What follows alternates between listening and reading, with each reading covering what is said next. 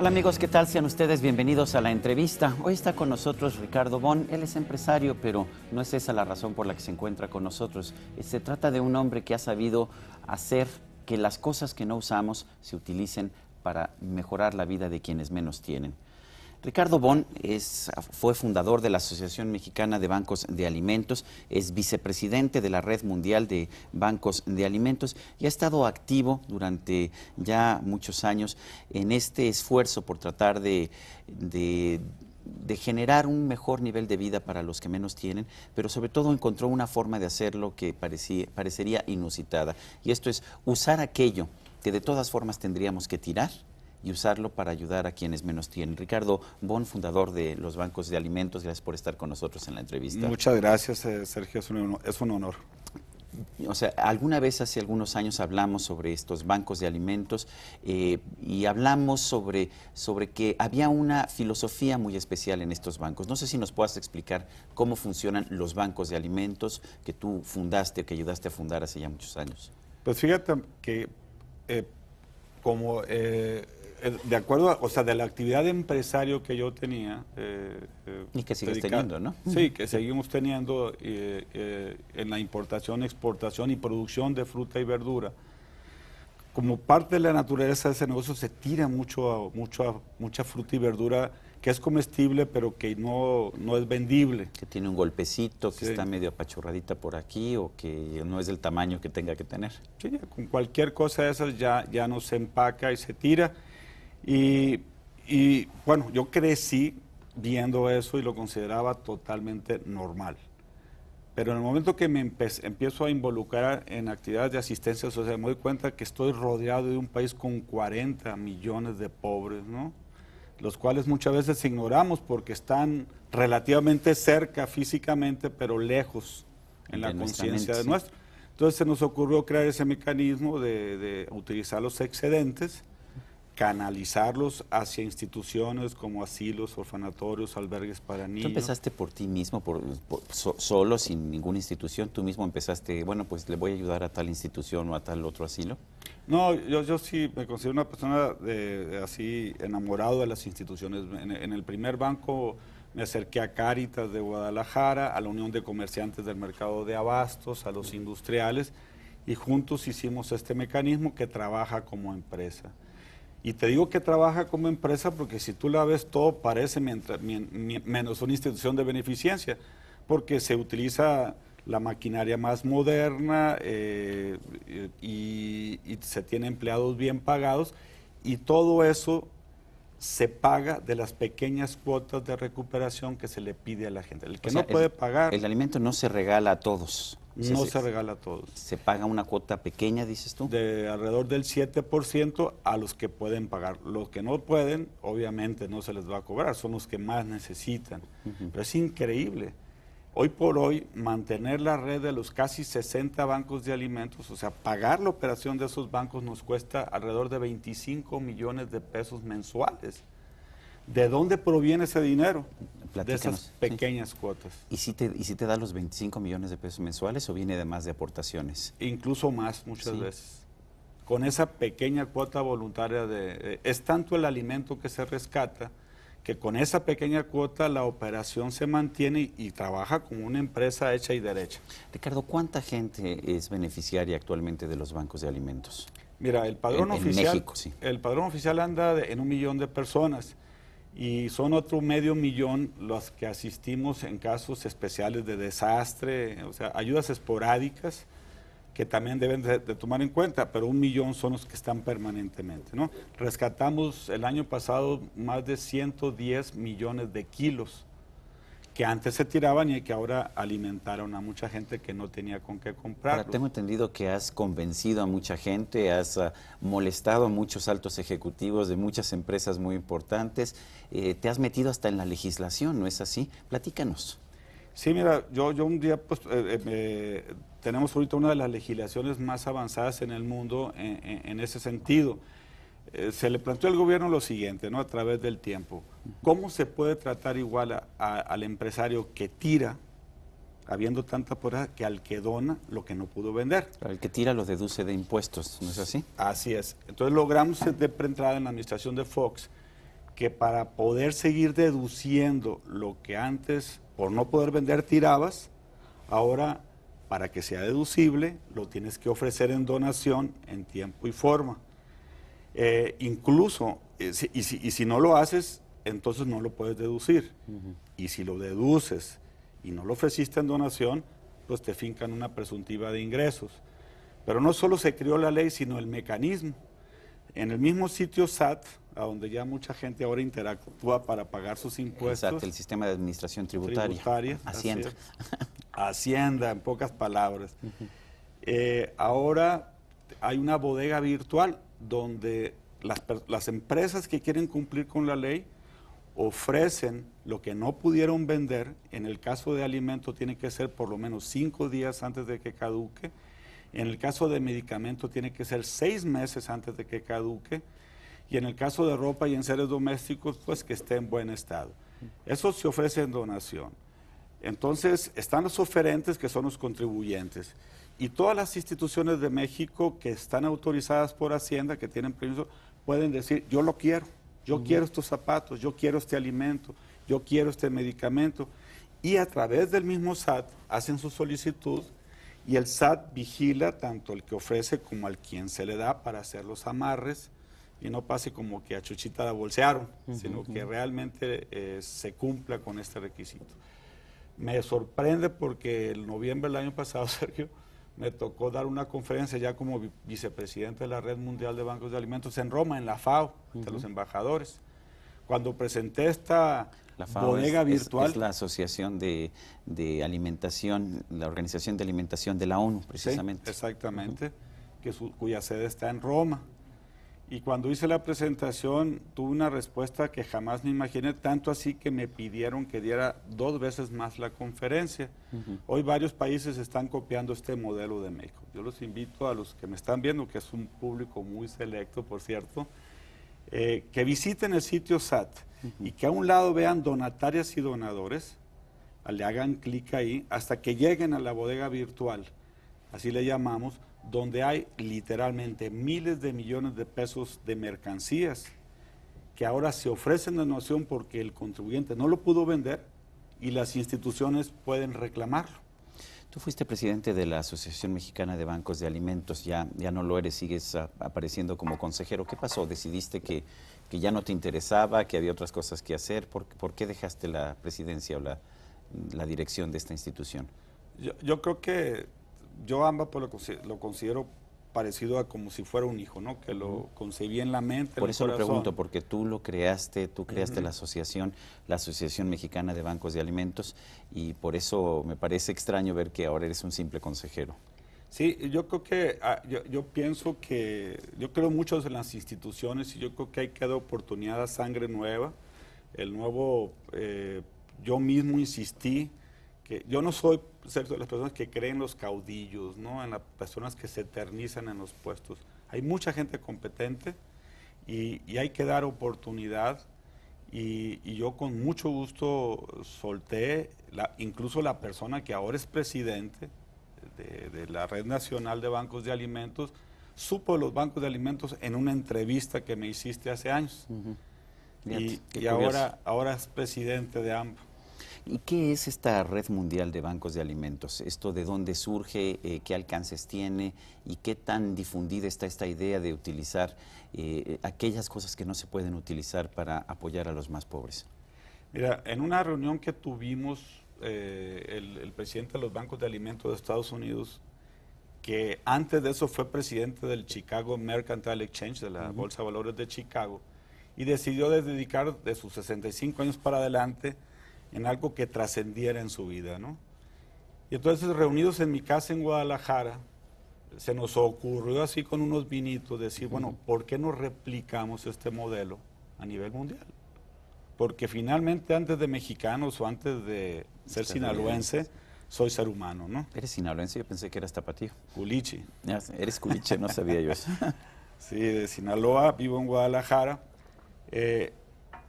Pero antes que nada somos seres humanos, entonces tenemos que considerar en nuestro mundo como una aldea global. Entonces empezamos a buscar fondeo en Estados Unidos, él tenía muy buenas relaciones, y hoy te puedo decir que ya tenemos bancos en Guatemala, en Argentina, estamos formando ya en Sudáfrica, en India, en Israel. Estamos replicando el modelo en todo el mundo, fondeándonos de capital semilla. Ese es un concepto muy interesante. Me decías hace unos momentos antes de entrar al aire, me decías un concepto que es riqueza en desuso. Ya no es nada más el alimento que se puede echar a perder, riqueza en desuso. Explícame este concepto. Muy, muy interesante. Quisiera que cada día se oyera más esa palabra. Se habla mucho de pobreza y los expertos en la materia, cuando abordan el problema, pues hablan de controlar las variables macroeconómicas, las reformas estructurales, es decir, crear las condiciones para producir más y mejor. Lo cual es correcto. Lo cual es totalmente correcto, pero poco se habla de la gran riqueza que ya se produjo y que no se está usando mientras tenemos 40 millones de pobres. Te doy un ejemplo muy sencillo, Sergio. La ropa que te sobra en tu casa y en la casa de todos los que me están viendo y de todos los demás, la ropa que sobra en tiendas, en aduanas, los zapatos, los enseres domésticos, serían suficientes para terminar totalmente con la pobreza en México y sobraría. No sé si sabes, pero si no, lo voy a comentar. Casi la mitad del medicamento que se produce en este país caduca antes de ser usado. Qué desperdicio, ¿no? Se queda en tu botiquín o en el mío, se queda en los hospitales, en las farmacias, a veces tienen lotes atrasados. Por eso promovimos una ley para que ahora obligue a los empresarios farmacéuticos o laboratorios para que si quieren deducir lo que le costó el medicamento, lo ofrezcan en donación 6 meses antes de que caduque. Es muy triste, Sergio, platicar con residentes médicos que se van a lugares remotos, donde llenos de acervo de conocimientos, diagnostican bien la enfermedad, saben lo que le tienen que recetar, pero se les muere por falta de un medicamento. El mismo que se está quedando en la casa de mucha gente, o en las farmacias, en los hospitales, ¿no? Y que caduca y lo tiran. Entonces, tenemos que crear conciencia que todo lo que nos sobra en nuestras empresas, en nuestras casas, en las aduanas, en todas las partes, a alguien le hace falta. ¿Esto se está haciendo, me dices, en medicamentos, en ropa, en alimentos, en algo más, o son estos los 3 principales vehículos para llevar algo importante en la vida de quienes menos tienen? Mira, como ya el tema alimentario es ya de por sí un reto muy grande, porque sigue habiendo 18 millones, según el Coneval, que padecen de pobreza alimentaria. De sí. Pobreza, perdón, 14 millones. Sí. O sea, el hecho de que estés alimentando a 1 millón no resuelve todavía el problema. No, porque hay 14 millones que no les estamos llegando y hay 17 millones de kilos de alimento que se siguen tirando. Se tiran más de 6 millones de toneladas, 6,000 millones de kilos cada año en este país. Y entonces el reto de los bancos es tan grande que lo mejor es que no se descuiden haciendo otras actividades como ropa, medicamento. Entonces lo que se está haciendo es formando los BRED. BRED es la sigla de Banco de Ropa y Enseres Domésticos, que por cierto incluye calzado también. Entonces es muy triste muchas veces que tú llegas a una comunidad muy pobre donde apoyas con alimento, pero que ves que no tienen con qué cocinarlo, que se lo comen con las manos. Entonces dices tú, bueno, ¿cuántos trastes sobran en las tiendas, en las fábricas, que no pasaron el control de calidad? Entonces todo eso estamos utilizándolo, ya tenemos un banco en Guadalajara, otro en Hermosillo, estamos iniciando ya operaciones también aquí en México y la idea es crear una red de bancos en todo el país, en un entendido y dejarlo bien claro. Se habla tanto de la pobreza y todo lo que deriva de la pobreza, pero a veces yo creo que la naturaleza de los seres humanos es complicarnos las cosas. La solución la tenemos aquí y no la vemos. Es tan fácil que nos rehusamos a creer que sí es posible mediante estos mecanismos, que por cierto se mantienen solos, porque con la pequeña cuota se paga la operación. ¿Cómo distribuyes los alimentos y los demás enseres y ropas, etcétera? Porque en sí el proceso de distribución debe ser muy complicado. ¿Cómo llevas todos estos jitomates que te dieron y aguacates y no sé qué en tiempo y forma a la punta de la sierra de Oaxaca o de Chihuahua? pues convendría hacer un reportaje para que se vea más claro, pero así, dicho en pocas palabras, tenemos nosotros un padrón. Entonces sabemos de las instituciones, por un lado, de asistencia o de las comunidades que nosotros mismos organizamos, de cuántas personas son y cuáles son sus requerimientos. Entonces se hace un programa para alimento, por ejemplo, para ropa y enseres domésticos. Se llega a una comunidad y la trabajadora social entra a una casa y dice, a ver, ¿qué te hace falta? Para el niño, unos zapatos de tal talla, una camisa, una chamarra, una cobija. Entonces se determinan necesidades bien específicas para no darles más de lo que necesitan. Y con eso no genera una reventa. Ya tienes una trabajadora social que te está ayudando. Tenemos un equipo muy grande de cientos de trabajadoras sociales en todo el país. Y ellas sí reciben un sueldo, me imagino, ¿no? Sí. Es parte de los costos de estos 25 millones de pesos mensuales que me decías. Así es. Incluso te comento, Sergio, que estamos haciendo un esfuerzo muy grande por distinguirnos en el medio empresarial por ser de los que mejor pagamos a nuestros empleados. Queremos romper el paradigma de que el profesionista que se va a trabajar en una institución de beneficencia es porque no sirve para nada, porque no encontró chamba en otro lado. Y pues bueno, ahora estamos pagando bien, en unos trabajos muy bien, estamos arriba del promedio ya de sueldos, pero también exigimos para que del mismo cuero salgan las cosas. Queremos entonces que nos vean ya como una opción los profesionistas en todos lados. ¿Se ha generado algún problema de mercado negro del alimento que ustedes distribuyen o de los productos que ustedes distribuyen? Sí, yo creo que siempre ha habido pequeñas tranzas, no podríamos tapar el sol con un dedo, pero sí es muy difícil, te voy a decir por qué.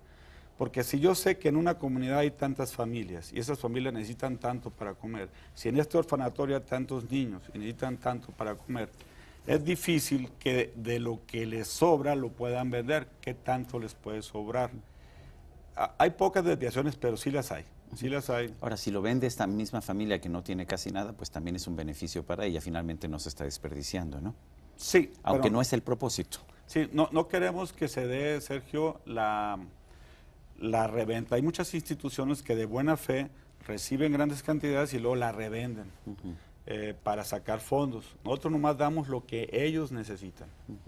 ¿Eso es parte de la filosofía de estos bancos de alimento, de estos bancos de ayuda? Sí, porque para que los grandes donadores, la mayoría de las grandes empresas que todos conocemos, ya tenemos convenio con ellos. Lo único que nos piden es una cosa. Que no se llévale revenda, claro. a quien no tiene con qué comprarlo para que no sea una competencia desleal. Claro. Pero a lo mejor si le damos de comer y le damos ropa, después va a tener otra posición económica y entonces sí va a poder comprar. Vamos a hacer una pausa en este momento, estamos en la entrevista, estamos conversando con Ricardo Bon, él es consejero de la Asociación Mexicana de Bancos de Alimentos y vicepresidente de la Red Mundial de Bancos de Alimentos.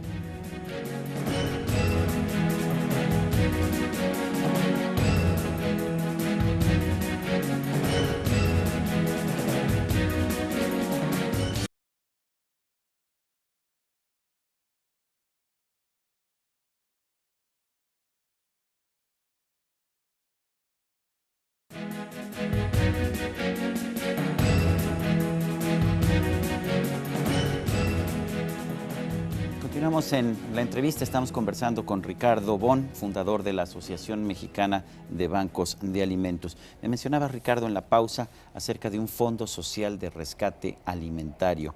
¿Qué significa eso? Fosora, me decías. El Fosora. Mira, una vez, hace 3 años, había más de 300 millones de kilos, 300,000 toneladas de frijol de ciclos anteriores echándose a perder.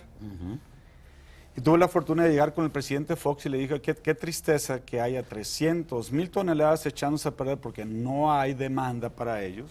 Esos agricultores están en cartera vencida, ya no van a volver a sembrar, están entrando en un círculo vicioso.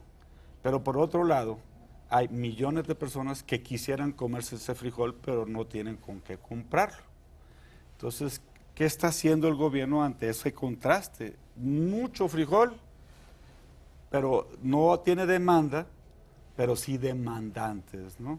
Entonces, muy sensible el presidente Fox en ese momento, a manera de experimento, junto con fondos del Movimiento Azteca, hicimos un pool con fondos de Acerca, un programa de Zagarpa, y fondos del Movimiento Azteca, y rescatamos 6.500 toneladas de esas 300.000. Fue una satisfacción doble, Sergio, rescatar a campesinos que estaban ya quebrados, viendo cómo se echa a perder el producto de su esfuerzo, y por otro lado, la gente que se lo come. Ahora lo que queremos es institucionalizar, ir a Congreso, empezar con el Ejecutivo, para que haga algo el gobierno. Ahorita, nomás te digo una cosa muy sencilla que nadie puede negar, yo creo. 6 millones de toneladas de fruta y hortaliza y cereal, de huevo y de carne de gallina y de pescado se tiran. 6 millones, 6.000 millones de kilos al año. Si rescatáramos la mitad, no habría una persona con hambre en este país. Hacer eso al gobierno le podría costar 7, 8 mil millones de pesos, porque se trata de que este fondo entre a comprar cuando el producto está sobreofertado. Si la papa está muy barata y entra ese fondo y compra papa, el precio se sube, el agricultor se pone contento. Y la papa que se retira del mercado, se destina a quien no tenía con qué comprar. Eso ocurre con huevo, con gallina, con todo. No se trata de que el gobierno gaste más, sino que gaste más inteligentemente, que mate dos pájaros de un tiro. 8.000 millones de pesos. Sí, es decir, que si se rescataran los 3.000 millones de kilos, 3 millones de toneladas, a un precio de 2.50, porque cuando algo se va a tirar y tú llegas y le pagas 2.50, te lo vende con música si quieres, ¿no? Porque eso es mejor que nada. Claro. Entonces tú retiras el exceso de oferta, nivelas los mercados y destinas eso a quien no tenía con qué comprarlo, ¿no? Y terminas con el problema del hambre. Yo creo que el secretario Cárdenas, Alberto Cárdenas, ha estado muy interesado en esto. Hemos tenido ya varias reuniones con sus asesores. ¿Me dices que con 3 millones de toneladas eliminas el problema del hambre en el país? Sí. O sea, con la mitad de lo que estamos tirando. Con la mitad nadie se queda sin comer y aparte bien nutrido, ¿no? Y tenemos tantos programas sociales que a mi juicio se desperdician de miles de millones de pesos y esto nos costaría entre 7 y 8 mil millones de pesos. De pesos, que yo sé que hay días que no me los gano, no, bueno, como dicen por ahí, ¿no? No, más bien lo que yo creo que hay que ver es el costo-beneficio, ¿no? Y no se trata de que se gaste más, se trata de que se diseñen programas. Es más, Zagarpa, la última letra es la A, se refiere a alimentación. Claro. Y ese rubro se ha descuidado a través del tiempo, ¿no? De hecho, Zagarpa lo que ha hecho es que da subsidios a los agricultores, tengan o no tengan, y eso significa que muchas veces se subsidia a agricultores bastante ricos, de allá de Sinaloa, de Sonora, por ejemplo. Como yo, por ejemplo. Pero es que eso es, así son las reglas finalmente, o sea, es un apoyo a la producción en el campo. Así es. Yo creo que se tiene que refocalizar eso, tomar conciencia de que ahí está el alimento y que cuando más dinero y apoyo necesita el agricultor es cuando ya hizo todo un esfuerzo para producir y no lo puede vender. Y llega el fondo y le dice, aquí está, barato, pero aquí está, pero el precio se eleva. ¿Y en qué situación está en este momento este FOSORA, este Fondo Social de Rescate Alimentario? ¿Existe, no existe? ¿Es una propuesta? ¿Es una quimera? Es una propuesta que ya se le hizo al gobierno federal desde la administración pasada, la tiene en sus manos el secretario Cárdenas, la estamos trabajando, tengo que decir que la ha tomado con mucho interés, es un hombre muy objetivo, muy consciente, como gobernador nos apoyó como ningún otro gobernador lo ha hecho, a los bancos de alimentos. Y creo que yo le veo muchas posibilidades, ¿no? Otro tema, en el sistema fiscal que tenemos hasta fines de este año, con el impuesto sobre la renta nada más, pues las reglas de las deducciones estaban muy claras, las reglas de las donaciones estaban muy claras, pero el IETU, el impuesto empresarial de tasa única, es mucho más restrictivo en esta materia. ¿Qué tanto afecta el trabajo de los bancos de alimentos y de otros intentos de ayudar a la gente que menos tiene? Nos debilita fuertemente, Sergio. Creo que tenemos que trasplantar o transferir los beneficios, tanto la parte impositiva como porque también hay incentivos fiscales en el marco del IETU, ¿no? Es decir, necesitamos hacer una propuesta, que ya estamos trabajando en ella, al gobierno federal. Pero ya no hay tiempo, ya la reforma ya se aprobó. Sí, pero pues vamos a seguir insistiendo para que haya incentivos a la donación de la riqueza en desuso y también desincentivos o penalidades a quien tire algo que alguien necesite, ¿no? O sea, que no lo deduzca. Yo creo que hay otra cosa que te quiero mencionar también, que está por ser noticia más adelante. Estamos trabajando con el gobierno federal y ya pudimos convencer a la gran mayoría de los empresarios para que los productos piratas que se confiscan y que a nadie le queda claro por qué luego reaparecen en los mercados informales en lugar de destruirse como la droga, ¿no? Se utilicen para apoyar a los más pobres de los pobres, ¿no? De tal forma que la ciudadanía pueda decir, si denuncias actos de piratería, tienes la certeza que lo que se confisque va a ir a dar a quien más lo necesite.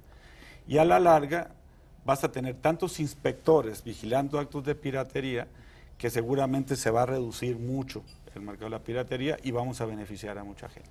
Ricardo Bon, fundador de la Asociación Mexicana de Bancos de Alimentos, vicepresidente de la Red Mundial de Bancos de Alimentos, quiero agradecerte como siempre por haber conversado con nosotros en la entrevista. No, y agradecerte también que gracias a estas entrevistas tenemos muchísimos más, cientos de miles de kilos que nos donan, hay que decirlo, y escuchándote mucha gente como ahora, se han surgido grandes iniciativas y muchos donadores. Luego que te agradezco mucho esta oportunidad, Sergio. Afortunadamente la gente que nos ve y que nos escucha es gente muy generosa. Créame que yo se lo agradezco también. Eso es todo por hoy. Nos vemos la próxima.